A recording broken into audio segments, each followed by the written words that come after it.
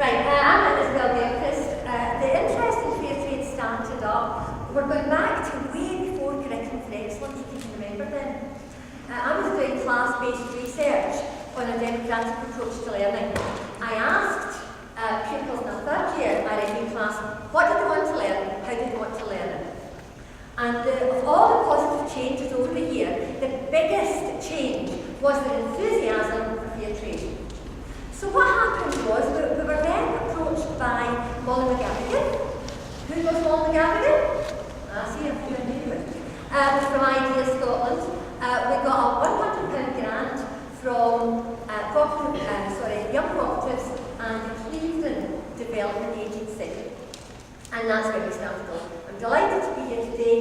I'm joined by three of the hardest working pupils, David, Fraser and Caris from second and third year.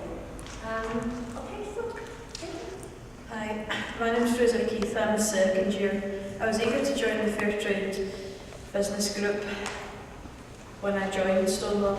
I was happy to work with nearly 30 older pupils in every other year group. I found that I had just as much to contribute to the group as 18-year-olds. We have an equal vote about what stock we should sell, what prices we should sell at and where we should sell. I feel relaxed, confident and equal in the group. I really enjoy it and gain a lot from it. Kazuri beans are among our best sellers. The business began in 1975 in Nairobi to create work for struggling single moms. It now employs over 300 women. Every bead is shaped, painted and glazed by hand. Not only are the beads fairly traded, but they're fairly priced because we sell at half the price that John Lawrence does.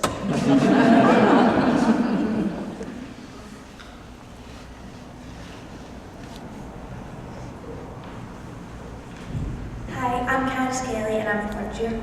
We put a lot of effort into choosing good quality goods that we think our customers will really like. And we always like to make sure that all of our stock's up to date to keep our customers interested.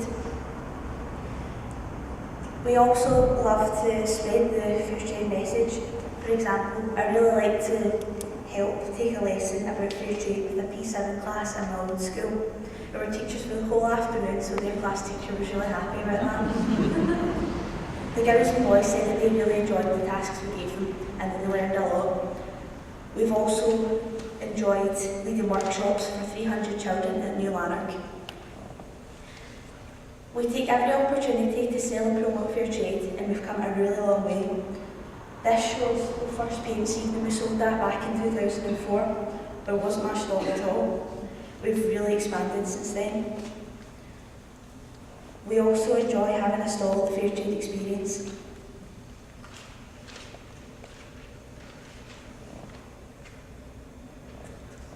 I'm one of the school representatives who's been elected onto the Camp Glen Fair Trade Forum, and I'm really proud that our town became 1,000th to gain Fair Trade status. Our total sales are now over £137,000. All of our profits give AIDS orphans in Kwazulu Natal the chance to be educated out of poverty. We have sent the profits of £22,000 to Dr. Ruth Bland, a British doctor who works there. She ensures our profits are used to pay school fees, uniforms and books.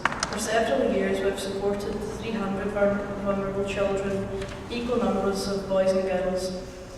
These are some of the children with David's older brother when he visited them. Dr. Bland told us the support you have provided the AIDS orphans with gives them an incredible level of stability and hope, not enjoyed by many children in this area. One of the AIDS orphans said, "You're a father and a mother to us. May God grant you the power to keep helping us." As well as working with the AIDS orphans, our involvement in the Fair Trade enterprise is helping us to develop positive attitudes and life skills. We are a young cooperative and that really empowers us. We have ownership of the business. As we are trusted to deal with money, we feel more confident and mature.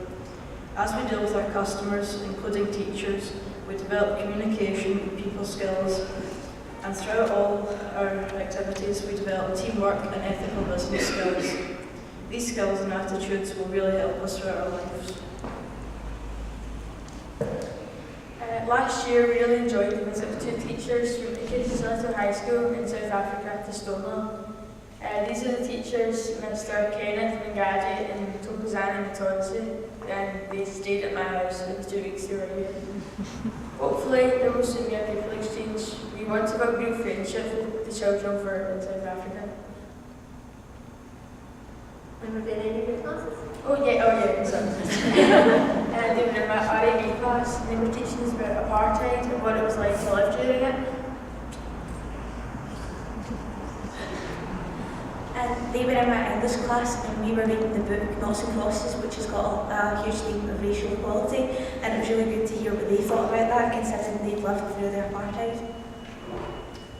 They were in my modern studies class when we were studying when we were comparing lives of the developed world and the developing world, and it was really interesting to see the comparisons. Last year, Caris and I were really proud to receive the Young Person Social Enterprise of the Year Award 2011 from John Swinney, Finance Minister, on behalf of the group.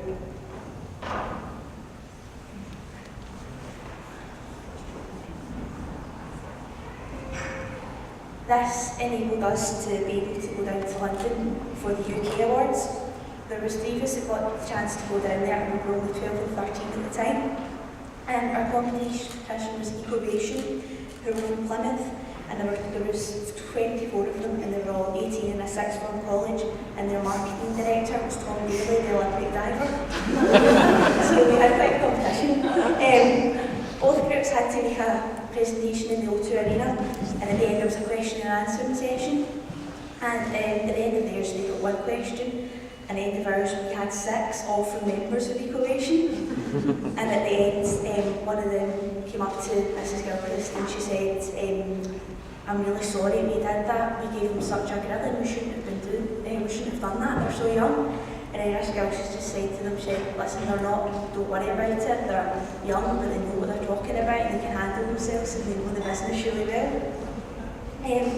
And then later on, it was just before the actual awards ceremony, we saw the main guy in Ecovation practicing a thank you speech. And we were sitting there like, "We've not even won yet." So how do you know? And as you can see from this picture,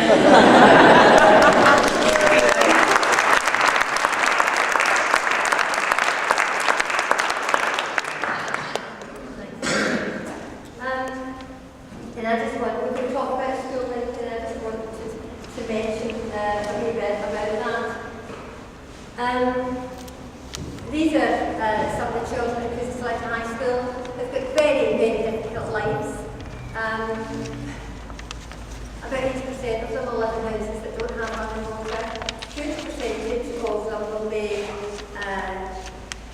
have lost at least one parent to AIDS. They say that half of them have lost one parent to AIDS and a quarter of them have lost both parents to AIDS, yet they still keep happy.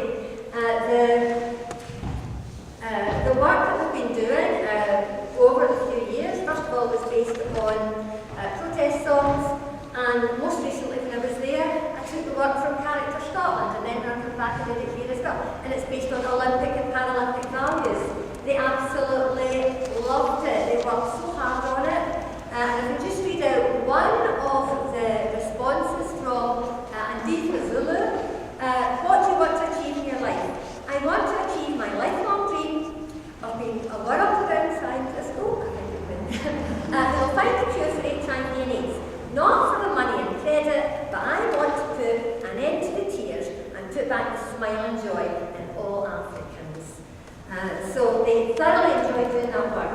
In evaluation about the partnership, teachers at Gilchrist High School said the partnership has boosted morale of the school as a whole. We feel like walking tall and very confident in what we're doing because we see ourselves as a global school. The fact that our learners interacted with educators from overseas made them feel very special, and they can't wait for the day that they'll be able to communicate to learners from Stonelaw High. It goes on that we must say that we were taken by surprise